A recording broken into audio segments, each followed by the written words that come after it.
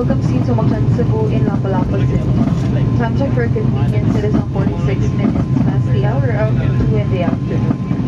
On behalf of your flight deck crew, Captain Sacred First Officer Johnson and the rest of the team, we thank you for making SUBGO a part of your important moments. It was truly a pleasure having you all aboard, and we do hope to fly you to more fun in the future. Once again, thank you everyone for flying with SUBGO. For guest seating special assistance, such as wing chair, you are advised to decline last for further assistance. Para po sa mga panahon na kailangan ng karagdagang tulong, kagaya po ng wheelchair, kayo po ang huling bababa na aeroplano.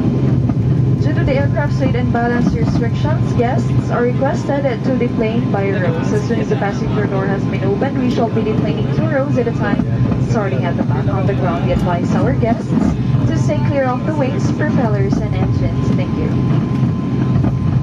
For sanitation purposes, please bring your litter as you leave your seats. You may dispose this on the beam that will be provided as you leave the aircraft. We seek your cooperation in ensuring that no litter or trash is left behind the aircraft. Thank you. As safety precaution, please wait for the fasten seatbelt signs to be switched off before standing up to get your bags from the overhead bins. Manatili po munang nakaupo. Maraming salamat po.